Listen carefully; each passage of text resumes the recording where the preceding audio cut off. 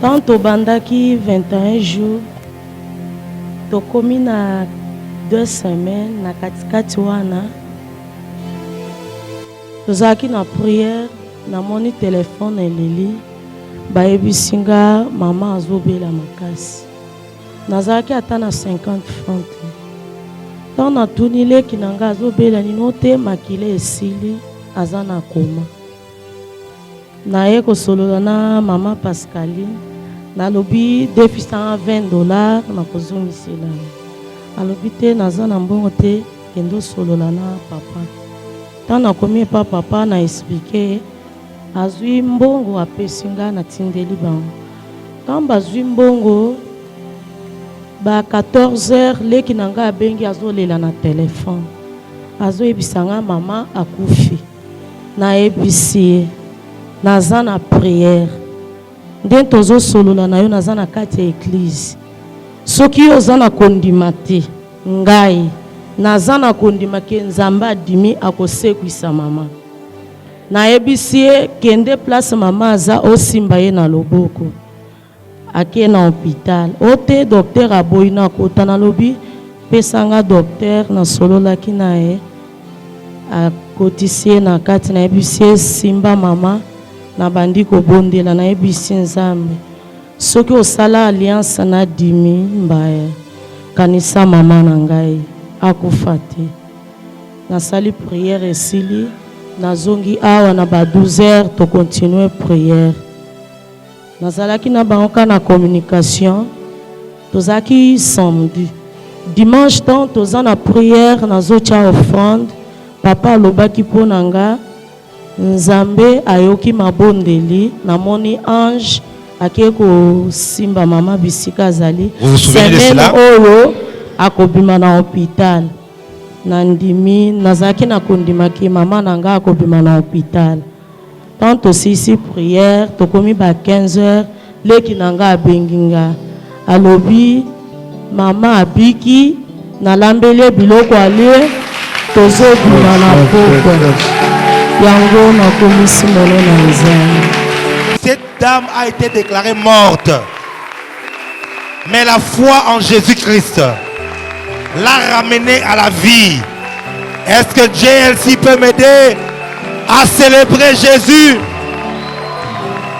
Il ramène les morts à la vie.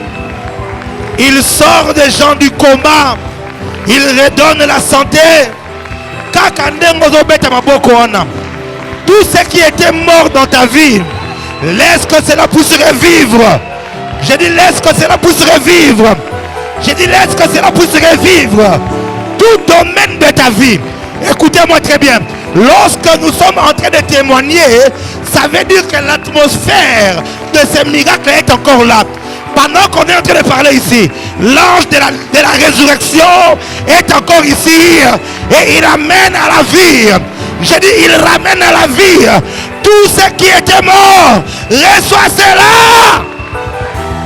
Vous savez, il y a quelque chose qui marche avec moi, c'est la foi. La maman qui vient de témoigner, les jours que Dad était en train de parler sur ça, donc, Azol Bango Karaboye, on est légèreté.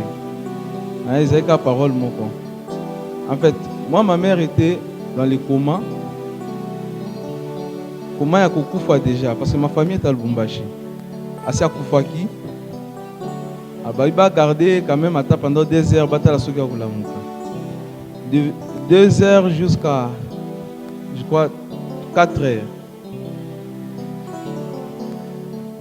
Bagarda qui est après, bamoni signe et ça la kaya ils ont normalement, mais à la mouka quitté, abane ko paiement par na ba appareil, ba sonde tout ça. Alors d'ailleurs le bapo na maman à telle heure maman na la mouka boina bona boy. Moi alba bo sambela. Alors ngara lo babilo ko na moi je disais que ça maman nanga zo c'est quoi kuna.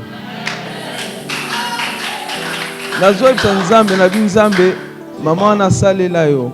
Na lingi na ba prière a batnyo so ba sambelité mais na prière o esalema awa maman na c'est quoi. Na vandi na boy kolela, j'ai même refusé de dire à Dad.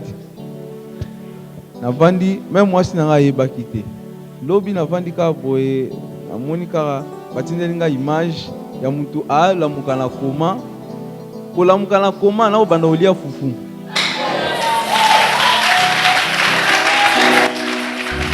Jesus, Jesus. Je ne sais pas si vous vous rendez compte. Je veux que tu célèbres Dieu comme il se doit. Célèbre Dieu. Niko kitangai na butu na la sasko moi sanga image atalinga bisinga ça s'est fait comment assez kwindenge nini na lobi foi na nga o nazalaki na ona maloba mosali nzambe na ibisa toujours tadi na lobi ngai yo lobaka kuna na talaka te ngai na kangaka ba parole wana ndina pensa esalema et je vécu ça na vivre ango na minute to loba maman nga za vivante azolia. Donc, comme normal. Tout ce qu'il dit qu'il fera, il accomplira toutes ses promesses envers toi. Garde ta foi en Dieu, il ne t'abandonnera pas, il fera. Écoutez, Jésus disait souvent,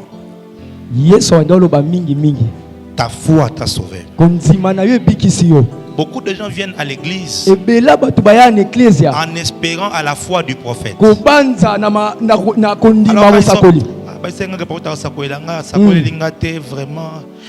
Il m'a même pas touché. No way. Dans une telle atmosphère, il y a trop d'anges. Tu n'as pas besoin que je te touche. La main du Seigneur elle-même sur toi. Quand